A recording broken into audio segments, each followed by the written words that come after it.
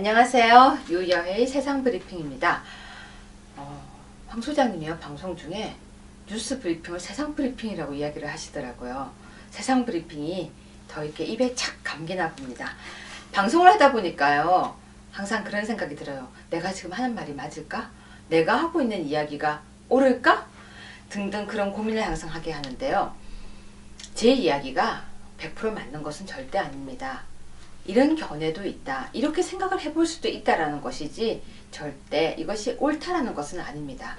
가끔 제 이야기가 틀렸다라고 많이 쓰시는 분들이 계신데요, 틀린 것이 아니라 다른 것일 수도 있습니다. 틀린 것과 다른 것은 차이가 있는 것이죠. 이 사안을 바라볼 때 무엇이 정답이다라고 하기가 참 힘들 때가 많습니다. 그래서 오늘 주제는 판결은 항상 정의로울까? 또는 판결은 항상 정의의 상징일까를 주제로 한번 잡아봤습니다. 여러분, 법원에서요, 판사들이 판결을 내리면 우리는 그게 따라야 합니다. 물론 불복을 하면 1심이 있고 2심이 있고 3심이 있지만 3심까지 가고 나면은 끝입니다. 따라야 한다는 것이죠. 그러면 그 판결이 내 마음에 들지 않으면 어떻게 해야 될까요? 방송은 내 마음에 들지 않으면 잘못했다라고도 할 수 있고 틀렸다라고도 할 수 있지만, 판결은 잘못된 것일 수도 있고 틀린 것일 수도 있거든요. 그때 우리는 어떻게 해야 될까요? 억울하죠.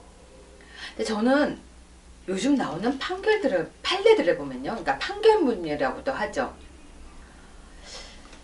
과연 제정신으로 한 것일까 싶을 때도 사실은 있어요. 물론 손뼉을 딱 치면서 정말 대단하다, 정말 명쾌한 판결이다 라고 생각할 때도 있지만은, 제가 하나의 예를 먼저 들어보겠습니다.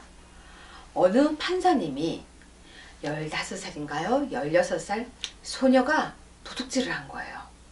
그 도둑질을 한 걸 보고 그 아이에게 이렇게 판결을 내렸어요. 그 아이는 여러 번 도둑질을 했어요. 근데 얘야, 너는 정말 사람들에게 인정도 못 받고 사랑도 못 받았구나. 그리고 벌을 안 줬어요. 너는 너를 제일 사랑한다라고 하렴. 그것이 너에게 내가 주는 숙제야. 그리고 벌을 주지 않고 내보냈어요. 모든 사람들은 명판결이라고 손뼉을 쳤죠. 그 아이에게 최고의 판결이다. 여러분도 그렇게 생각하세요? 저는 아니에요. 왜냐면 어떤 아이는 다른 법원에서 똑같이 절도를 하고도 처벌을 받았단 말이에요. 근데 그 아이는 처벌을 받지 않았어요. 그 판사의 마음은 따뜻하고 판사의 감정은 정말 촉촉해서 그 아이를 사랑으로 보듬었는지는 모르겠지만, 판결이란 건 사랑으로 보듬는 게 아니에요. 정해진 그 기준에 누구나 납득할 만큼 비슷하게 내려줘야 되는 거예요. 예를 들면 이 사람은 아프니까, 이 사람은 불쌍하니까, 이 사람은 등등등으로 판결이 내려지게 되면요, 사실상 너무 어려울 수가 있어요. 무엇이? 난 공평하지 않다라고 생각할 수 있는 거죠. 왜 나만 이런 판결을 내릴 수 있을까? 자, 이번에 제가 이해가 안 가는 판결문 몇 개를 들고 왔습니다. 첫 번째는요, 성폭행을 당해서 이 사람은요, 베트남 국적의 여성을 만나서 베트남에서 결혼식을 올리고 2012년도에 혼인신고를 마쳤어요. 그런데 살다 보니 아내가 13살에 강간을 당해서 임신을 했고, 또 아이를 출산했는데 남편이 아들을 데리고 가버렸어요. 현재 남편은 이 내용을 전혀 몰랐습니다. 결혼 중개업자는 출산 경력을 현재의 남편에게 알려준 적도 없었고요. 현재의 남편은 너무 괘씸했던 것이죠. 그래서 이혼 소송을 했습니다. 혼인 취소를 해달라고요. 왜냐면 나는 이 여자가 아이를 낳고 그랬다는 걸 전혀 몰랐다. 아이를 낳았던 여자고 또 어쨌거나 강간을 당했던 여자니까 나는 이 여자와 이혼이 아니라 혼인을 취소하고 싶다. 왜? 난 속았던 것이다. 비밀이었으니까 라고 남편이 소송을 냈습니다. 그랬더니 법원에서는요, 성폭행 피해로 출산한 것은 혼인 취소 사유로 단정할 수가 없다. 즉 출산 경험을 알았더라면 결혼하지 않았을 것이라고 냈던 혼인 취소 소송을 바로 돌려보냈습니다. 여러분은 어떻게 생각하세요? 개인의 사생활 비밀이다. 이것은 과거, 여자의 과거, 남자일 수도 있고요. 개인의 사생활이다. 사생활의 본질, 아이를 낳고 강간을 당했던 것은 말하고 싶지 않은 비밀이다. 그렇기 때문에 그것을 이유로 혼인을 취소할 수 없다라는 것이 판결문이었는데요. 비밀이라는 게 뭘까요? 여러분, 결혼하기 전에 말을 안 하고 결혼하면 그게 개인의 비밀이기 때문에 혼인을 취소할 수가 없다. 납득이 가세요? 저는요, 전 법률을 공부한 사람이고 법을 공부한 학자인데, 내가 만약에 결혼을 했는데, 아니요, 우리 이럴 때 잘하는 예가 있죠. 이 판사의 딸이 만약에 결혼을 했는데 그 남자가 만약에 과거에 동거를 해서 아이가 둘이 있었다. 그래도 혼인 취소 사유가 아니라고 할까요? 저는 약간 의문이 드는 판례였어요. 그런데 이 판례가요, 모든 판례가 이렇지 않다는 거예요. 찾아봤더니 어떤 판례는 혼인 취소 사유로 또 보기도 해요. 그런데 우리나라 민법에 816조의 혼인 취소의 사유는 보면요, 혼인 당시 당사자 일방의 부부 생활을 계속할 수 없는 악질 기타 중대 사유 있음을 알지 못한 때라고 되어 있거든요.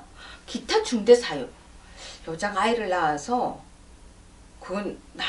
아들이 있다는 건 기타 중대 사유에 해당되지 않을까요? 아무튼 저는 이 판례를 보면서 개인의 사생활 비밀이 어디까지 지켜져야 하는가, 결혼을 하려고 하면은 그럼 이제부터는 속이고 결혼을 해도 된다는 얘기가 되지 않을까라는 우려를 해보게 된 판례였습니다. 두 번째는요, 여러분 이번에 기사 많이 보셨을 거예요. 중앙선 침범을 한 사고인데도요, 중앙선을 침범을 한 사고도 중앙선을 넘어선 거예요. 그래도 과실이 100%가 아니었어요. 9대 1이었으니까 90대 10이었어요. 신뢰의 원칙이 적용되지 않아 과실 비율에 따라 책임을 나눠야 한다. 무슨 말이냐면요, 도로 여건이 나빠서 발생한 사고는 해당이 안 된다는 판례였는데, 저는 제가 왜 저번 시간에 이런 얘기 한 적이 있었죠. 제가 차 사고가 났었는데 뒤에서, 그러니까 어쨌거나 제 차가 후진을 했는데 뒤에서 박았는데요, 저는 지금도 아무리 생각해도 제가 그렇게 많이 갔다고 볼 수가 없어요. 그 뒷차가 앞으로 왔던 것이라고 생각하거든요. 그런데 중앙선을 넘어오는 차를 우리는 피할 수 있을까요? 글쎄요. 정말로 이 판례도 전 좀 이상하다고 생각했습니다. 그런데 또 이상한 판례가 하나 있습니다. 음주운전 처벌 수치가 아니었어요. 간단하게 얘기하면 음주운전 차량을 단속하는 경찰이 있으니까 어떤 차가 갑자기 놀래서 도망을 가기 시작한 거예요. 자기가 술을 마셨으니까 도망을 막 가기 시작했는데, 도망을 가다가 낭떠러지에서 추락해서 하반신이 마비됐던 남자예요. 근데 이 남자가 안전표지판을 설치하지 않은 지방자치단체에 손해배상금을 청구했는데요, 손해배상금을 받았어요. 근데 저는 이 부분에서 4억 4천만 원을 지급했는데요, 이 사람이 음주운전 단속을 피하다가 도망갔었거든요. 아주 어렵다는 생각이 들지 않으세요? 음주운전은 맞잖아요. 음주운전은 맞는데 여기에 혈중 알코올 농도가 0.028이었어요. 여기는 0.05 이상이면 형사 입건 대상인데 0.028이 처벌 기준에 못 미친대요. 근데 그것도 술 마신 거거든요. 음주운전 0.028도 술 마신 거 맞대요. 그럼 이 사람은 음주운전을 하고 가다가 사고가 나서 하반신이 마비가 되었는데 손해배상을 받은 거예요. 제가 너무 까칠해요? 저는 안전표지판을 설치하지 않은 건 분명히 지방자치단체의 잘못은 맞아요. 그런데 여기서 이제 이렇게 되면요, 확장할 것이 너무 많아요. 예를 들면 남의 집 앞에서 넘어지잖아요. 그러면 그 집 앞에 뾰족하게 튀어나와 있는 돌멩이에 표시를 해놓지 않아서 그 집 주인에게 손해배상을 청구하는 소송이 생길 거예요. 또 슈퍼마켓에서 물이 이렇게 흘러 있잖아요. 그러면 안내 표지판을 하지 않은 경우에 미끄러지면 또 손해배상을 청구하고 손해배상을 받게 된 사례도 있어요. 저는 책임의 한도가 어디까지 해야 될지가 굉장히 애매하다는 거예요. 그러니까 판례가 잘못된, 이게 제가 설명을 잘못하면은 잠깐 듣고 오해하시는 분이 계신데, 이 판례가 잘못됐다라는 것이 아니라 판례가 이렇게 할 경우에 이제 어디까지 손해배상의 범위를 넓혀야 될지, 자기 책임주의는 어디까지일지가 애매해진다는 것이죠. 근데 여기서 진짜 재밌는 것이 바로 또 있습니다. 바로 입원 중에 다른 환자가 준 음식을 먹고 사망했다면 병원이 배상 책임을 져야 된대요. 그러니까 환자가 입원을 해 있는데요. 옆에서 다른 환자가 이거 먹어 하고 준 거예요. 그때 그걸 받아 먹고 죽었는데요. 병원이 배상 책임을 가진대요. 병원에 입원했던 환자가 다른 환자가 준 음식을 먹고 사망했을 때 간병인에게 교육을 제대로 하지 않은 병원의 배상 책임이 있다는 법원 판결이 나왔다. 감독 의무를 소홀히 하고 간병인에게 교육을 제대로 안 했다며 요양병원장을 상대로 낸 손해배상을 병원장은 손해배상을 지급하라고 판결한 거예요. 네, 이렇게 들으면 손해배상을 받게 되니까 좋다, 다행이다라고 생각할지 모르겠지만 저는 어떤 생각이 자꾸 드냐면요. 지금은 이겨서 좋지만 나중에는 병원도 우리에게 굉장히 많은 걸 요구할 것 같아요. 예를 들면 어떤 음식도 먹지 마. 이렇게 할 것 같아요. 병원에서 준 거 외에 어떤 것도. 이해가 가세요? 왜냐면 어떤 것들을 먹고 난 뒤에 손해배상을 이렇게 관리 감독에 대한 내용을 얘기하게 되니까 이제는 병원에서 이 판례 봤지? 이제 너희는 아무것도 먹지 마. 물도 우리가 준 거 먹고 사제 음식이라고 그러잖아요. 왜 김치 또 장아찌를 갖고 와서 먹잖아요. 김도 가져와서 먹고. 근데 절대 안 돼. 무조건 병원에서 준 것만 먹으라고 강하게 하지 않을까. 근데 사실 그게 맞는 수도 있어요. 그게 원칙일 수도 있어요. 병원에서 준 음식만 먹는 게 맞는데 이렇게 생각하니까 또 이제 갑자기 저는 이 방송을 찍으면서 여러분한테도 많이 배우는데요. 지난번 방송에서 저한테 이제 화대라고 쓰지 마세요 라는 글을 읽었는데 맞아요. 굉장히 조심해야 되는데 방금 이야기하다가 문득 드는 생각이요. 병원에서 가끔 족발 먹고 있는 환자들도 있고 이렇게 피크닉 나온 것처럼 음식 거하게 먹고도 있고 과일도 이것저것 먹는데 그거 다 금지하는 게 맞겠다는 생각도 들어요. 그리고 그렇게 할 것 같으면 간병 문화, 그러니까 문병 가는 것도 없애는 게 맞을 것 같다. 왜냐면 병균이 옮잖아요. 우리 메르스 때. 이건 진짜 생각할 게 많네요. 그래서 판례를 보니까 판례가 잘못됐다 그것이 아니라 정말 생각할 것이 너무 많은 꼴이었습니다. 그리고 제가 사실은요. 이 판례 여러분 들으면 화 많이 나실 거예요. 바로 과오지급금 판례예요. 이게 뭐냐면요. 공공기관인 시청에서 일을 하다가 정년 퇴직을 했어요. 한 남자가. 근데 3년이 지나서 갑자기 퇴직금 전부를 다시 내놓으라고 하는 통보를 받은 거예요. 이게 뭐냐면요. 부당 이득 반환 소송을 한 거예요.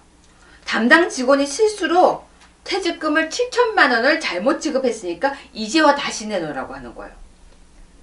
퇴직금을 줄 때 이 사람은요. 시청까지 찾아갔대요. 나 이거 받는 거 아닌 것 같아요. 제가 이거 받는 거 맞아요? 라고 물었더니 거기서 네 당신 돈이에요 라고 한 거예요. 그래서 그 돈을 받아서 썼죠. 왜냐면 이게 2009년 얘기거든요.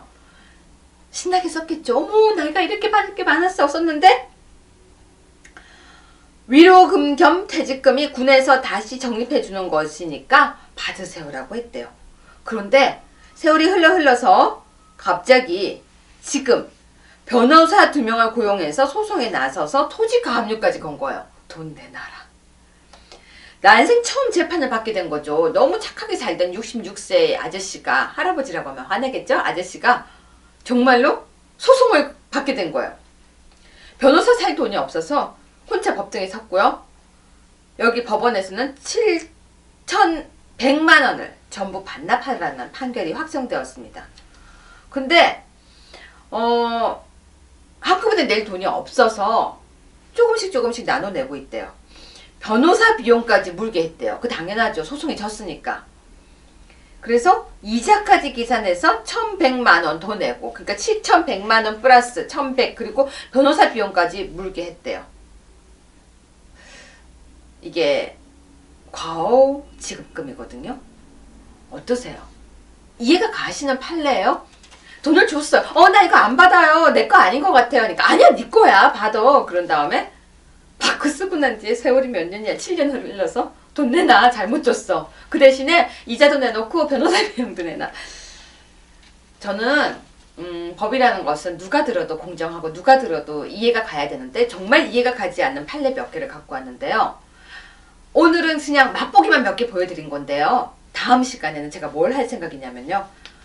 점유이탈물 횡령, 어이없는 사례 몇 개를 더 준비해서 얘기해 드리려고 해요. 뭐냐면요. 길에서 떨어진 돈을 주운 거예요. 근데 네가 남의 돈을 주었으니까 돈을 갚아라 라고 하면서, 갚아라고가 아니죠. 너 이거 빨간 줄 긋는다? 라고 또 겁을 준 거죠. 그러니까 그럼 저 어떻게 하면 되나요? 하니까 150만 원 합의금 줘. 그럼 빨간 줄 안 그어줄게 라는 사건들이 요즘 너무 많대요. 우리나라에요. 요즘 점유이탈물 횡령 범죄 건이 24,691건이래요. 이거는 다음 말고요. 다 다음에 해드리려고 해요. 다음 거는 견격이거든요. 네, 그럼 오늘은 여기까지. 아주 어이없는 판례들, 당신은 이 판례가 정의라고 생각하시나요?를 해봤습니다. 너무 빨리 지나갔죠. 왜냐면 어이없는 판례가 너무 많아가지고요. 몇 개만 추려도 설명할 것이 이렇게 많네요. 사실은요, 매주 해도 돼요. 근데 우리 할 게 너무 많으니까 일단 이 정도로. 그런데 절대로 이 판례가 완전 틀렸다, 그것이 아니라 이렇게 하면 안 됩니다예요. 왜? 판례가 기준이 없다는 것이죠. 여러분이 댓글 물론 나는 이렇게 생각해요, 난 당신과 생각이 달라요 라는 댓글도 저는 환영합니다. 전 무풀보다는 악플을 더 좋아합니다. 다만 이런 건 쓰지 마세요. 못생겼어, 돼지야, 이런 거 쓰지 마세요. 그런 건 슬프니까. 알았죠? 그리고요, 추천수가, 구독자 수가 요즘 계속 늘고 있어요. 정말 너무너무 행복해요. 이게 별건 아닌데요. 약간 뭐라 그럴까, 애인이 나를 사랑해주는 것 같은 그런 느낌? 구독자 많이 늘어나기를 바라면서 꾹 눌러주세요. 감사합니다.